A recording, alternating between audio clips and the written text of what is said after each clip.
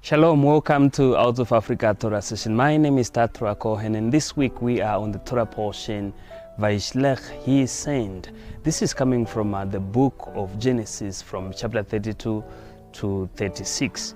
This is one of those very interesting Torah portion. We are told in the text that Yaakov was on his way back and he was going to meet his brother on the way. And of course, he sent men, and when they returned, they told him, your brother is coming to meet you, and with him are 400 men. Well, we are told that he became so much afraid.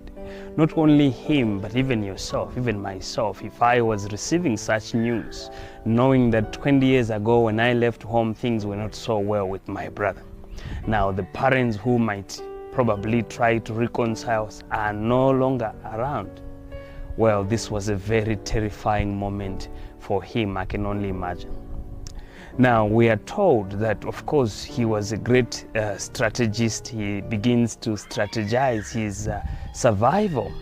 He starts planning what maybe is the first outcome. What about the second outcome? What would things? He begins to try and predict what might happen in this scenario. Well, he tried everything that he could. Now, we are told that he also sent his people into two camps.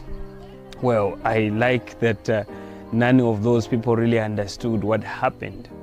But within himself, he knew that if the first camp could not make it, probably, peradventure, the second one might as well make it.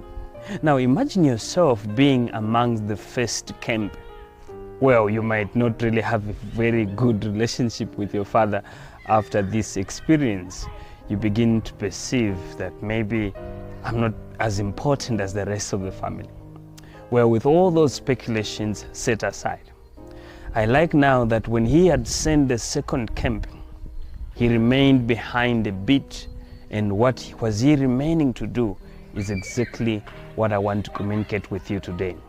He remained a little bit behind to pray. And when he began to pray, he was very honest in his prayer. And in his honesty, he was also very humble. And this is my message to you today. We are told that when he began to pray from the first few verses of chapter 32, he said, Lord, my God, you have promised me all this, but I know I am not worthy of your love and faithfulness. Well, these words are something else. Imagine they're coming from someone who has been accused of being, like a cheat, someone who is into bribery, with all these kind of things people try to lay upon Yaakov. But when you listen to his prayer, Lord, I am not worthy. And this should be the attitude of you and I. We see throughout the scripture others even asking that, Lord, teach us how to pray, because this one is also teaching his disciples and so forth. But the way Yaakov prayed, I think it actually shows who he was than whom we try to make him into. Yaakov was a humble man, and his humility was seen in the way he approached the Lord. And this is the lesson for you and me today. No matter how bad the situation is, no matter what you are going through, no matter how uncertain the environment you might be in, but when you approach the Lord, approach him with all meekness, with all humility, and above all, with all honesty. You know, most of the times when we are afraid, we want to hide that we are afraid. But for Yaakov, yes, he went before the Lord and said, Lord, I am so afraid. But at the same time, I know you have promised me all these things. But then, most importantly, I am not worthy.